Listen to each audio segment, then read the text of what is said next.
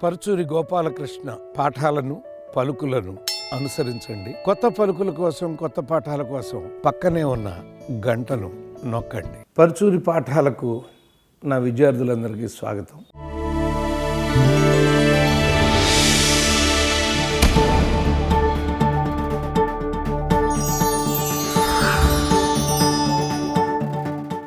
ఇవాళ చాలా most important పాఠం మీరు వింటున్నారు. సినిమా విజయం ఆధారపడేది ఈ పాఠం మీదే.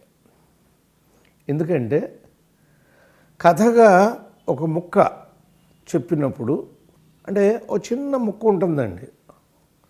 ఒక అతను ఏ నేరం చేయలే, కానీ అతను ఒకటి చంపాడని 14 ఏళ్ళు జైలు వేశారు. అతను తిరిగి వచ్చాడు, కానీ అతను బయట బతికే కనపడ్డాడు. మళ్ళీ అతన్ని చంపేసాడు. అతనికి శిక్ష వేయాలి. ఈ పాయింట్ మీద చట్టానికి కళ్ళు లేవు అనే తెలుగు సినిమా, అంధకానున్ అనే హిందీ సినిమా మీరు చూశారు. అలాగే బొబ్బిలిపులి దాసనారాయణరావు చూస్తే ఒక చిన్న పాయింట్ అండి. నేను బోర్డర్ బయట శత్రువుని చంపితే నాకు బంగారు పథకాలు ఇస్తున్నారు, బోర్డర్ లోపలున్న దుర్మార్గుడిని చంపితే నన్ను ఎందుకు ఉరి తీస్తున్నారు అని అడిగాడు. అంటే ఏకవాక్యంలో కథ ఉందండి. మీరు అబ్జర్వ్ చేస్తే ఎప్పుడైతే మీరు ఒక్క వాక్యంలో చెప్పగలిగినప్పుడు, బి గోపాల్ అడుగుతూ ఉంటాడు, సార్ ఒక్క వాక్యంలో చెప్పరా మన కథ, ఒక్క వాక్యంలో చెప్పరా. అలా ఎప్పుడైతే మీరు ఒక వాక్యంలో లేదా ఒక నిమిషంలోపు మీ సినిమా కథని, మీరు రాసుకున్న కథని పక్కవాడికి చెప్పగలుగుతారో అందులో సరుకు ఉందన్నమాట. లేకపోతే ఏంటి, అదే ఒక అబ్బాయి ఉంటాడు, ఒక అమ్మాయి ఉంటుందని మొదలెట్టామంటే అయిపోయింది. అంటే నువ్వు ఏదో చెప్తున్నావు, పాయింట్ చెప్పట్లేదు. సో గోల్డెన్ పాయింట్స్ అనేవి అవన్నీ కూడా అలా ఉంటాయండి. భర్తని అమ్మేస్తే అంతే పాయింట్. ఒక వాక్యమేగా శుభలగ్నం. భర్తను కొడితే ఇంతేగా పాయింట్ ప్రతిధ్వని. కాబట్టి దీనిని మీరు 60, 70, 80, 90, 100, 120 ఇలా సీలుగా రాసుకున్నటువంటి సమయాల్లో చిన్న చిన్న దోషాలు జరిగిపోతాయి, మనకు తెలియవు. మీకు అనేక పర్యాయాలు చెప్పాను నేను. ఏంటది? కథగా తెలియని తప్పులు, కథ చెప్పేప్పుడు తెలియని తప్పులు డైలాగ్ రైటర్ రాసేప్పుడు తెలుస్తాయి. డైలాగ్ రైటర్ రాసినప్పుడు తెలియని తప్పులు షూటింగ్ లొకేషన్లో దొరుకుతాయి. షూటింగ్ లొకేషన్లో దొరకని తప్పులు ఎడిటింగ్ రూమ్లో దొరుకుతాయి. ఎడిటింగ్ రూమ్లో దొరకని తప్పులు రీరికార్డింగ్ థియేటర్లో దొరుకుతాయి. రీరికార్డింగ్ థియేటర్లో దొరకని తప్పులు ఫస్ట్ కాపీలో దొరుకుతాయి. ఫస్ట్ కాపీలో కూడా మనకు దొరకని తప్పులు ఫైనల్గా ఎవరికి దొరుకుతాయి? ప్రేక్షకులకు దొరుకుతాయి. సినిమా పోతుంది. ఇది మనం చెప్పుకుంటున్నాం. కాబట్టి ఇప్పుడు మీరు చేయాల్సింది ఏంటి? కథ వేగంగా నడిపిస్తున్నామా లేదా, కథ ఉత్సాహజనితంగా వెళుతుందా లేదా అనేటువంటి విషయాలన్నీ మీరు కథ ఆర్డర్ వేసుకున్నప్పుడే వెళ్ళాలండి. ఇప్పుడు మీకు చిన్న చిన్ని మార్పులు మన సినిమాల్లోంచి చెప్తా. ఎందుకంటే మిగతా రచయితలు వాళ్ళ సినిమాల్లో ఏం మార్పులు చేశారో మనకు తెలియదు. మనం రాసిన 350 సినిమాల్లో 5-6 సినిమాల్లోంచి మీకు గనక ఉదాహరణలు చెప్తే, ఓహో ఇలాంటి మార్పులు ఈ టైంలో జరిగినాయి అన్నమాట. ఏ టైంలో జరిగినాయో మీకు చెప్తాను. ఖైదీ కథగా వెంకటేశ్వరరావు చెప్పాడు. చెప్పగానే నేను డైలాగ్ రాయటానికి వచ్చా. రాగానే తిరుపతి రెడ్డి గారు నాకు, అన్నయ్య నిన్న కథ చెప్పాడండి, అందరూ బాగుందన్నారు, కానీ అందులో చిరంజీవి గారు రావుగోపాలరావు ఇంటికి పాలేరుగా వెళ్ళటం అనేది నాకు నచ్చలేదండి. మీరు చూసారా? అది చూడలేదుగా. చిరంజీవి గారు పాలేరుగా రావటం మీరు చూడలా. అంటే ఇంకా కథ స్వరూపంలోనే ఉంది. అది ఇంకా డైలాగ్ కూడా మొదలట్లా. నేను కథ స్వరూపంగానే ఉన్నప్పుడు నేను కూడా కథా రచయితని, మాటల రచయితని, స్క్రీన్ ప్లే రచయితని. కాబట్టి నన్ను తిరుపతి రెడ్డి గారు అడిగేశారు, ఇదేమన్నా మార్చరా అని. అంటే ఒక నిర్మాత కథగానే ఉన్నప్పుడు, కాగితం మీదే ఉన్నప్పుడు దాన్ని ఒక మార్పు అడిగారు. ఏమడిగారు? పాలేరుగా వెళ్ళటం బాగాలేదండి అని. ఎందుకు బాగా లేదా అని అప్పుడు నేను చూశానండి. ఎందుకు ఈయన బాగాలేదన్నాడు, చాలా బాధేస్తుంది కదా. కానీ తిరుపతి రెడ్డి గారు కరెక్ట్ అక్కడ. ఎందుకని వెంకటేశ్వరరావు ఏం చేశాడంటే, రావు గోపాలరావు ఇంటికి మన చిరంజీవి గారు వెళ్ళిన తర్వాత మీకేం జరగాలండి, కసి పెరగాలి, కోపం రావాలి. వాళ్ళ ఫాదర్ని చంపేసి ఇంత దారుణంగా కష్టపెడుతున్నాడు ఇతన్ని అనేటువంటి కోపం రావాలండి. రాకపోగా ఆ ట్రీట్మెంట్ అంతా వెంకటేశ్వరరావు లవ్ స్టోరీ చేశాడు. లవ్ స్టోరీ అంటే ఏంటి, మాధవి గారు ఆ ఇంట్లో ఉంది, రావు గోపాలరావు ఇంటికి చిరంజీవి గారు వెళ్ళారు. వెళ్ళి అక్కడి నుంచి ఆ సీన్లు, మళ్ళీ దానిలో కామెడీ, ఇంటికి సున్నం కొడతా రామలింగయ్య గారు అనుకున్నామండి ఆ వేషం మేము. ఆ రామలింగయ్య గారికి సున్నం కొట్టడం, రామలింగయ్య గారు అరవటం, రావు గోపాలరావు కేకలు వేయటం, మళ్ళీ రావు గోపాలరావుకి ఇచ్చేయటం. ఆ రావు గోపాలరావు చూస్తానికి మన రాఘవేంద్రరావు ఏదో ఒక సినిమాలో వేటగాడు అనుకుంటా, రావు గోపాలరావు చూస్తా అంటే శ్రీదేవిను రామారావు పాట పాడుతూ ఉంటారు గీత గీసుకుని, రావు గోపాలరావు ఇలా ఇలా కొట్టుకుంటూ ఉంటాడు. ఆ ఇన్ఫ్లుయెన్స్లో ఉందండి ఆ బ్లాక్. అప్పుడు ఏం చేయాలి, సరే అన్నయ్యకి ఒకసారి ఫోన్ చేసి ఇట్లా అడుగుతున్నారంటే మరి ఏం చేద్దాం అనుకుంటున్నావు అంటే, ఇలా అనుకున్నానంటే, మానందు నువ్వు రాసేయి, మళ్ళీ నేను ఎలాగో వస్తా కదా డైలాగ్ రాయడానికి, ఏమైనా తేడా ఉంటే నేను చేస్తానులే అన్నాడు అన్నయ్య. అది మార్చానండి. ఇప్పుడు మీరు చూసింది ఏంటి, నువ్వు నా ఇంటికి పాలేరుగా రావాలి అని అడగకుండా రావు గోపాలరావు ఏమడిగాడు, నువ్వు నా ఇంటికి పాలేరుగా రమ్మని అడగలా, ఏమడిగాడు, నువ్వు నీ పొలం అంతా మీ నాన్న నా దగ్గర అప్పు చేశాడు కాబట్టి నా దగ్గర ఉంటుంది, నీ పొలాన్ని నువ్వే కౌలు చేసి అప్పు తీర్చు అన్నాడు. మీకు బాధ మొదలైంది కదా. 1, 2, ఇతను పాలేరు కంటే కూడా రైతులాగా ఉంటాడు. ఇంకా మీకు ఎందుకు బాధ కలిగిందండి, అక్క దున్నుతా అంటే ఈయన భుజాన కాడేసుకుని అలా లాగుతా అంటే ఈయనకి ఇలా అయిపోతే, అక్క చేతులన్నీ ఇదైపోతే మీకు చాలా బాధ కలిగిందండి.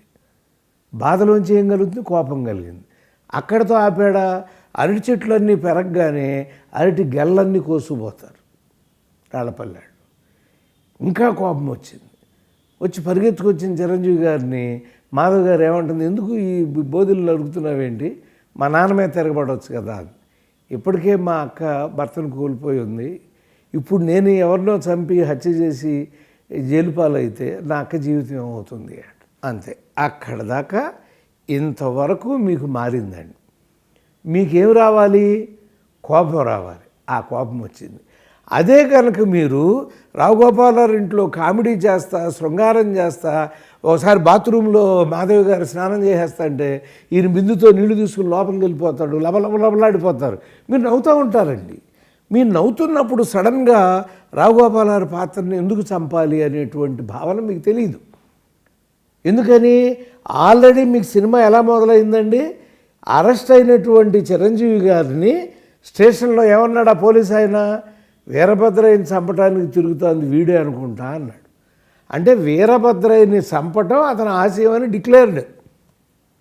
డిక్లేర్ అయినటువంటి విషయాన్ని మీరు ఎక్స్పెక్ట్ చేస్తూ ఉంటారు. ఎప్పుడు చంపుతాడు, ఎందుకు చంపుతాడు, ఎప్పుడు చంపుతాడు, ఎందుకు చంపుతాడు అని. ఇలా కామెడీ చేస్తాడు, ఎందుకు చంపుతాడు. ఇదే తప్పు మీరు చూస్తే వేటలో జరిగిందండి. చూసుకోండి, కళ్ళు మూసుకుని ఒకసారి మళ్ళీ ఆలోచించండి, లేదా యూట్యూబ్లోకి వెళ్ళి చూడండి. కామెడీ ట్రీట్మెంట్ ఉంటుందండి వేటలో. పోయింది సినిమా. ఇది కూడా అదే అయి ఉండేది ఆ రోజున కనుక మార్చుకుని ఉండకపోతే. సో 2 సినిమాలు మీకు పక్కపక్కన ఉన్నాయి. 2 మీకు విద్యార్థులారా నా మాట మరొకసారి వినండి. మీరు నేను ఏ సినిమా గురించి చెప్తున్నానో ఆ సినిమా ఇంతకుముందు మీరు చూసి ఉండకపోతే పాఠంలో నేను ఇది చెప్పానని తెలవగానే ముందు ఒక 2 గంటలు దానికి వెచ్చించండి. నిన్న అన్నపూర్ణ స్టూడియోలో ఏదో ఓపెనింగ్ కోసం నేను వెళితే 4 పిల్లలు వచ్చారు. నమస్కారం గురువుగారు, పాఠాలు వింటున్నాము అని చెప్పి, మీరు ఖైదీ రుద్రయ్య గురించి చెప్పారంటే చూడలేదు, అందుకని వెళ్ళి యూట్యూబ్లో చూసి నాకు పాఠం వింటే భలే అర్థమైందండి అన్నారు. మరి ఖైదీ రుద్రయ్య ఏంటో తెలియకుండా నేను చెప్పే పాయింట్ మీకు ఎలా అర్థమవుతుంది? ఖైదీ చాలామంది చూసి ఉంటారు, కానీ ఈ ఆస్పెక్ట్లో చూడండి. ఇప్పుడు ఈ ఆస్పెక్ట్లో అంటే ఏంటి, ఒకవేళ ఇక్కడ ఆ లవ్ స్టోరీ ఉండుంటే ఏమయ్యేది అని మనం కళ్ళు మూసుకుని ఆలోచిస్తే ఈ క్రోధం మీకు ఎందుకంటే చిరంజీవి గారి అక్క చనిపోయినాక అక్కని తార్చబోతున్నాడు వీడు అని బండి కట్టి చిరంజీవి గారిని రావుగోపాల్ వారు లేపినప్పుడు నేను అన్నయ్య సాక్ష్యం శాంతి థియేటర్లో అసలు మాకే అని ఆ బూతు మాట అరుస్తా ఒక 100-150 మంది ప్రేక్షకులు స్క్రీన్ మీదకి వెళ్ళిపోయారండి. కత్తులతో పొడి చేస్తారేమో స్క్రీన్ అన్నంత ఎమోషన్కి గురయ్యారు. Yes, we need it. ఎందుకని నువ్వు ఏం కోరుకుంటున్నావు అక్కడ, ఆ మనిషిని చంపాలి అనేటువంటి మోటివ్ని క్రియేట్ చేయకపోతే ఆ కథ రాసుకుని వేస్ట్ అయిపోతుంది. కాబట్టి ఇప్పుడు మనం చెప్పుకున్న ఉదాహరణ దేనికి చెప్పుకున్నామండి, ఖైదీలో కథదే కానీ ఒక బ్లాకు ట్రీట్మెంట్లో ఒక బ్లాక్ని మార్చామండి. ఇప్పుడు ఇంకోటి చెప్తానండి మళ్ళీ మీకు, ఇది కాగితం మీద ఉన్నప్పుడు జరిగింది. అంటే స్క్రిప్ట్ ఎడిటింగ్ అంటే స్క్రిప్ట్ రూపంలో ఉన్నప్పుడే మనం ఎడిట్ చేసుకోవటం, పెంచడం, తగ్గించడం ఇదన్నమాట. కర్తవ్యం అండి. సూపర్ హిట్ సినిమా మీరు చూశారు. అది ముందు యథాతథంగా వెంకటేశ్వరరావు వాళ్ళు వేసుకున్న కథ ఏంటంటే, ఒక లేడీ పోలీస్ ఆఫీసర్కి ఓ పొలిటికల్ లీడర్కి మధ్య పెద్ద వారు. ఆ వారులో ఒక లేడీ పోలీస్ ఆఫీసర్ పక్కన ఒక హీరో ఉంటాడు. అంతే. చూస్తా అంటే మనం ఒకసారి పాఠాల్లో చెప్పుకున్నామండి. ఏంటి, ఒక సంఘటన తర్వాత ఇంకో సంఘటన, ఒక సంఘటన తర్వాత ఇంకో సంఘటన, ఒక సంఘటన తర్వాత ఇంకో సంఘటన, ఇలా సంఘటనలు జరిగినంత మాత్రాన సినిమా కథ రాదు.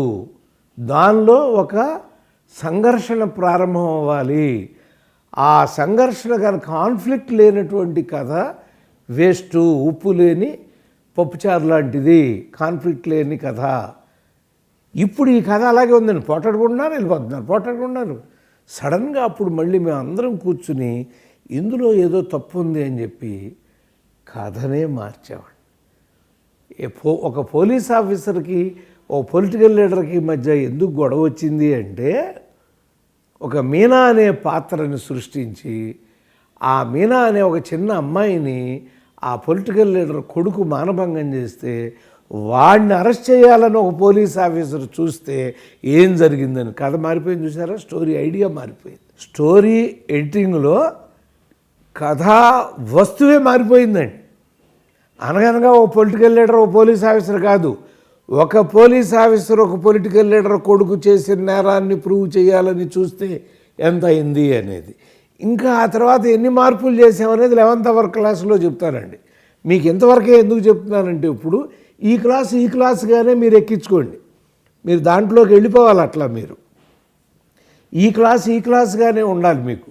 అంటే ముందేమైంది, కథంతా అలాగే ఉండి ఒక 2 రీళ్ళు 3 రీళ్ళు ట్రీట్మెంటు ఒక ఎమోషన్ కోసం మారింది అంతే. పాలేరుగా వెళ్ళాడా, తన చేలో తనే కౌలుకి వెళ్ళాడా, కథ అదే, కథ మారలా. కానీ ఇక్కడ ఒక పోలీస్ ఆఫీసర్ పొలిటికల్ లీడర్తో పోట్లాడటం కాకుండా ఓ పొలిటికల్ లీడర్ కొడుకు ఒక చిన్న అమ్మాయిని మానభంగం చేస్తే ఏం చేశాడు, దాంట్లో మళ్ళీ ఏం చేసామండి మనం, ఆ అమ్మాయి యొక్క తండ్రిని ఈ అమ్మాయి మాస్టర్ని చేసాం. అనుబంధం, సంబంధాలు ఉంటాయండి. ఖైదీలో కూడా మీకు చూస్తే ముందు సంబంధాలు ఉండవండి. సుమలతకి నూతన్ ప్రసాద్ బావ కాదు మీరు. అందుకని రంగనాథ్ గారి దగ్గరికి సుమలత వీళ్ళందరూ వచ్చి షాట్లో అసలు ఒకళ్ళు తెలిసినట్టు ఉండదు. ఆ తర్వాత సుమలతను చంపేప్పుడు ఏమేమి మరదలని మాడుతూ ఉంటాడు నూతన్ ప్రసాద్. అంటే ఆ తర్వాత చేసిన మార్పు దొరికిపోతాం. కానీ సూపర్ హిట్ సినిమాల్లో చిన్ని తప్పులు కొట్టుకుపోతూ ఉంటాయండి, అవి పట్టించుకోరు. కాబట్టి కథ మారలా. అక్కడ కూడా ఊరికే బంధుత్వాలు కలిపితే కొంచెం బలం పెరుగుతుంది కథకి అని అడిగితే చేసినటువంటి పని అది. కానీ ఇక్కడ కథా వస్తువు మారిందండి. స్క్రిప్ట్ రైటింగ్లో కథా వస్తువు మారింది. ఒక్కడు అనే సినిమా దగ్గరికి వచ్చేసరికి మీకు కథనం మారింది.